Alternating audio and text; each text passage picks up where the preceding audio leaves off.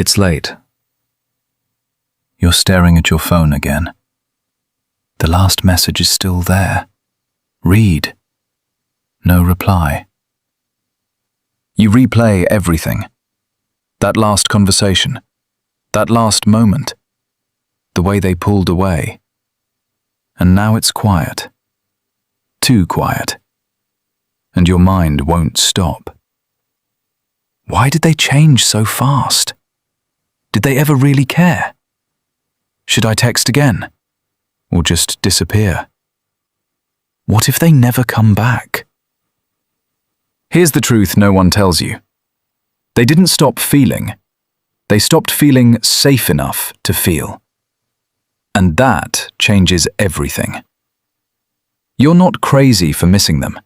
You're not weak for wanting them back. And you're definitely not alone in this. Because what you're about to understand is exactly what makes an avoidant not just think about you, but feel you again. Deeply. Most people think if they show more love, more effort, more care, the avoidant will come back. More texts, more explaining, more trying. But the real truth is the more you chase an avoidant, the more their nervous system reads you as pressure. And pressure doesn't create connection. It creates distance. Because beneath the surface, avoidants don't run from love. They run from the feeling of losing themselves inside it. So when you lean in harder, they instinctively pull away faster. Not because they don't miss you, but because their system is trying to regulate. And here's what changes everything. If you want an avoidant to miss you, you don't create absence. You create emotional space that feels safe enough to return to. Most people think pulling away means playing games, acting cold, ignoring, pretending not to care. But that's not it. Because fake distance feels like punishment, and avoidance can feel that instantly. The real shift is you stop chasing not to manipulate them, but because you're no longer abandoning yourself. You become unavailable in a grounded way.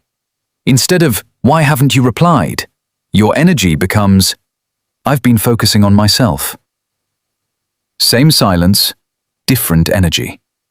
One feels needy, the other feels stable.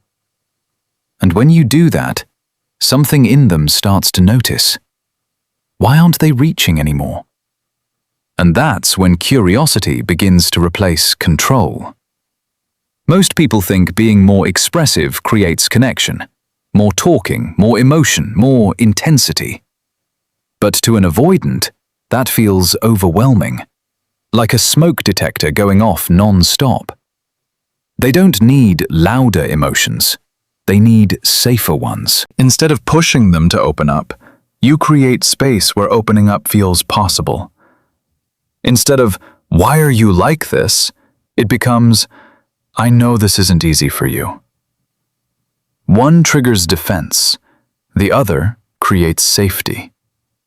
And inside them, something softens. Maybe I don't have to protect myself here. That's when missing you begins. Not from pressure, but from peace. Most people want clarity. Labels, answers, certainty. But avoidants hear that as expectation, and expectation feels like a trap. So they withdraw. Not because they don't care, but because they feel cornered. The shift is you stop trying to lock them in, and you start allowing them to lean in. Instead of, "What are we?" your energy becomes, "I enjoy what we have." No pressure, no urgency, just presence. And suddenly, something shifts inside them. I don't feel pushed. I feel drawn. And that's the difference that makes them start missing you. Most people don't realize this, but avoidants don't remember relationships logically. They remember them emotionally. If the relationship felt like stress, they avoid you to avoid the feeling. But if you become peace, they come back for the feeling. You're not trying to be perfect. You're becoming emotionally steady, predictable in a safe way. So when they think of you, it's no longer, "That was exhausting." It becomes, "That felt good."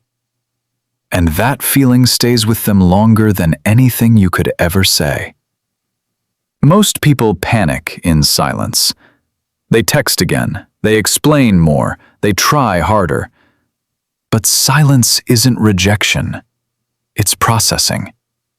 And when you interrupt that silence, you destroy the space where missing grows. Because missing needs absence, not noise. So instead of reacting, you hold your ground. You let the space exist. And in that space, their mind starts to move toward you. Why do I feel their absence more now? That's not distance. That's emotional gravity. Most people try to fix avoidance, change them, push them to be different. But avoidants don't need fixing. They need understanding. When you stop treating them like a problem and start seeing what's beneath the surface, everything shifts. Instead of, "You need to communicate better," it becomes, "I know this is hard for you." One creates shame, the other creates safety. And in that moment, something inside them relaxes. They see me without trying to change me. And that's something they don't forget. This isn't a trick, not a game, not a strategy. This is who you become. Because avoidants don't come back to people who chased them. They come back to people who felt like home without losing themselves. So you focus on your life, your growth, your energy. You become grounded, whole, present. And when they think of you, it's not, "They needed me." It's, "I felt like myself around them." And that's what pulls them back. Not force, not pressure, but connection that feels safe. This isn't about getting them back. It's about becoming someone who no longer needs to chase love, to feel it. When you shift like this, you stop reacting and start attracting. You stop forcing connection and start creating it naturally. And whether they come back or not, you become someone who doesn't lose themselves in love anymore. And that changes everything. Because the person who feels impossible to forget is the one who made you feel safe enough to be yourself and strong enough to stand alone.